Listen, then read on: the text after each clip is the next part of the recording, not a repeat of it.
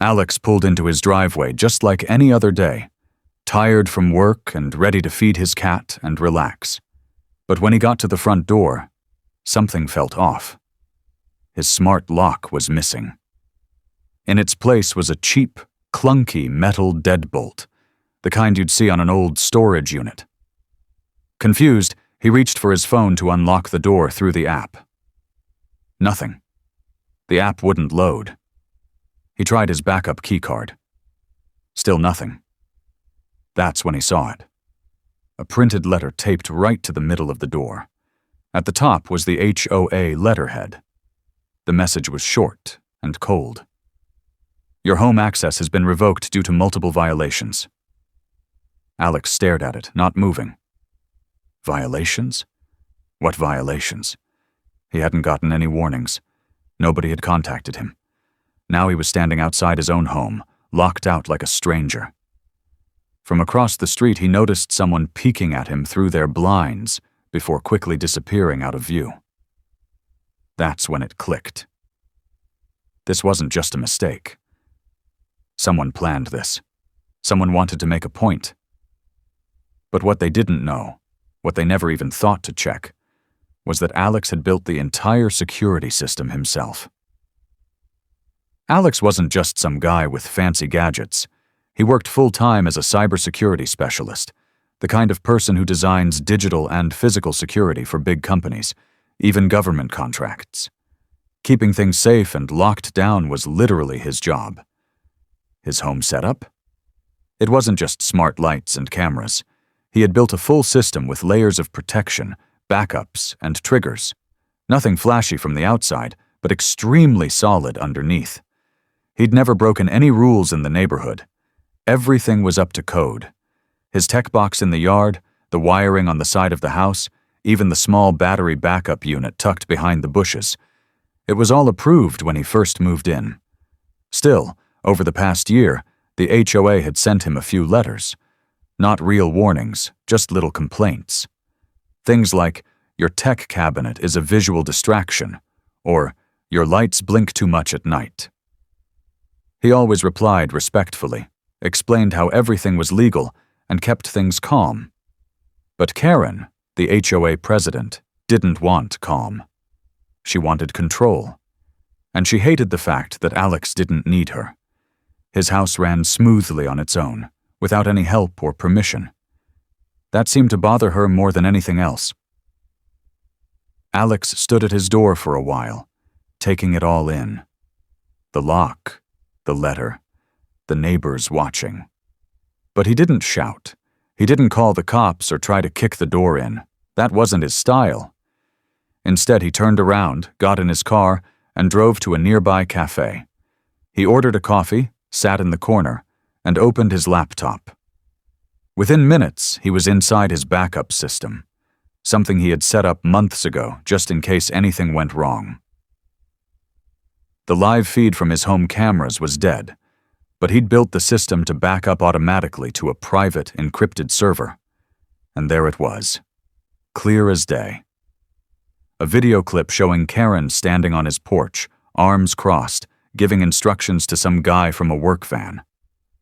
They pulled out his smart lock, tossed it aside, and installed the new deadbolt. Through a small mic hidden in one of his planters, he heard her voice say, "Make it look legal enough so he can't sue." Alex leaned back in his seat. That one line said everything. But he didn't rush to report her. Karen would just twist it, bury it in paperwork. He wasn't after a quick fix. He wanted to take this apart the right way, piece by piece. The next morning, Alex didn't waste time. He knew Karen wasn't done, and if she was bold enough to break into his house once, she'd try something again. So he started setting a trap. Not something loud or obvious, but quiet and smart. He placed a small device behind the brick planter near his front door. To anyone passing by, it looked like a weed sensor. In reality, it was a short-range antenna built to catch signal activity around his home. It would track anything trying to connect to his new lock or interfere with his network. Then came the real bait. He set up a fake Wi-Fi network and named it HOA Access Control. It looked like a poorly protected system, just enough to tempt someone into poking around. But the moment any device tried to connect, it would quietly start logging everything. Device ID, typing speed, what pages they clicked on, even how long they stayed connected. And then he waited. No rush, no big moves, just silence and patience. He knew that whoever had touched his house before wouldn't be able to resist the chance to dig around again. But this time, they wouldn't be sneaking in. They'd be walking straight into his system, and he'd see every step. While Alex was building his digital trap, Karen was busy spinning her own version of the story. She told anyone who would listen that Alex had broken neighborhood safety codes, said his setup was dangerous. She claimed there was an emergency vote by the HOA board to take action and secure the property. Most people didn't ask questions. They just nodded and accepted it. To them, Karen had always been in charge, and she sounded confident enough to believe some neighbors who used to wave at Alex stopped making eye contact. A few avoided him completely. It was clear Karen's story was spreading faster than the truth. But Alex didn't panic. He knew something Karen didn't. Facts last longer than rumors. So he kept things quiet and started reaching out to people who might still be open to the truth. One of them was Lindsay, a newer and much younger board member. She seemed nervous around Karen and didn't talk much during meetings. But when Alex spoke to her calmly, just asking a few questions about the so-called vote, she started to crack. She hadn't even known it happened. That was all Alex needed to hear. Karen was starting to lose control, and she didn't even see it yet. Alex spent the next few nights digging into the digital records from the HOA's website. At first, everything looked official: meeting notes, emails, timestamps. But the deeper he went, the stranger it all seemed. The vote that supposedly gave Karen permission to change his locks? All the timestamps were exactly the same, down to the second. That never happens unless someone fakes it. He looked closer. The email addresses used in the vote didn't match the regular ones the board always used. Two of them had strange endings, like .info instead of .org.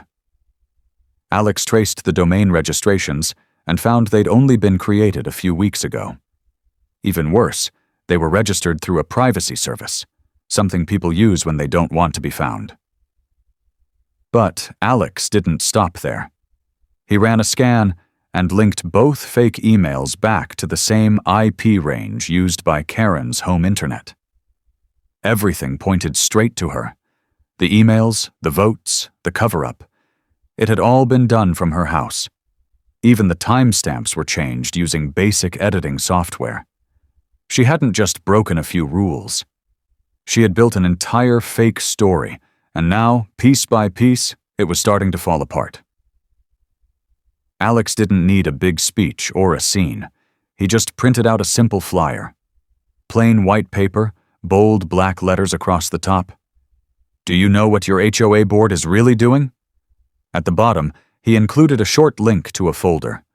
Inside that folder was everything: video clips, fake email screenshots, audio of Karen giving illegal instructions, and a full timeline showing how the vote had been faked. No opinions, no drama, just cold, clear facts. He pinned the flyer to the community bulletin board right next to the usual posts about lawn care deals and neighborhood events. Then he walked away.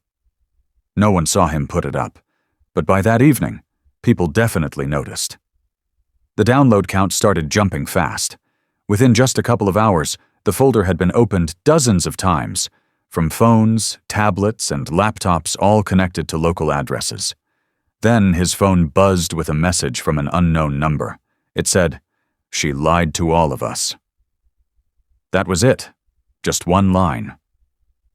But it was the moment everything shifted. The silence around Karen's control was finally breaking, and Alex didn't need to push anymore. The truth was moving on its own now. Late that night, the trap finally sprung. Alex's fake Wi-Fi network, labeled HOA access control, lit up with a new connection. The device? An iPad named K.Whitmore_iPad. He didn't even have to guess. Karen had taken the bait. She clicked through the fake dashboard, poked around the fake files, and finally opened a folder labeled Resident Surveillance Plans.pdf. It wasn't real, of course, just a bunch of nonsense text made to look like something juicy. But what mattered most wasn't what she saw, it was what she said. The iPad's microphone, which Alex's code had quietly activated, picked up her voice loud and clear. She muttered to herself, not realizing she was being recorded. This will shut him up. She sounded proud, like she'd finally gotten the upper hand. She had no clue she was giving him exactly what he needed. Every click, every scroll, every second she spent digging through the fake system was logged in detail. The voice recording sealed it. Alex uploaded everything, screenshots, logs, and the audio clip, to the same folder he'd already shared with the neighborhood. That night, he added one last file to the top of the list. It was labeled Final Proof, and it spoke louder than anything else he'd shared so far. The next morning, Alex didn't go alone. He walked into the HOA office with his lawyer beside him and a representative from the State Housing Authority. He handed over a printed copy of the evidence, along with a flash drive that held every file, video, and voice recording. The representative barely made it through the folder before looking up and saying, "That's enough for now." Karen was there, sitting behind the desk like nothing was wrong. But her face changed the second she saw who was with him. No smug smile, no clipboard, just silence. When she tried to speak, the officer cut her off and told her plainly, "You're suspended from all HOA duties, effective immediately. You're not allowed to act on behalf of this board in any way." Word spread fast. Neighbors who had ignored the drama now couldn't look away. They read the files, listened to the recordings, and realized most of what Karen had enforced over the years wasn't even real. Her warning letters, her so-called rules, they weren't official. They were just made-up threats dressed up to look important. Now people weren't just angry, they were ready to act. Some started calling for a full board replacement. Others just wanted her gone for good. Either way, the grip she had was finally broken. A few weeks later, the neighborhood held a special election. This time it was open, fair, and actually followed the rules. The new board was made up of people who listened, who cared, and who didn't use fear to stay in power. They asked Alex to join, but he politely said no. He didn't want a title, just peace. Still, they named him honorary advisor, a quiet thank you for everything he'd done. For the first time in a long while, the street felt different. Lighter. Kids played outside. Neighbors smiled again. And as Alex sat on his porch, coffee in hand, he thought, "They changed my locks. But I built the system. And now, they're locked out for good."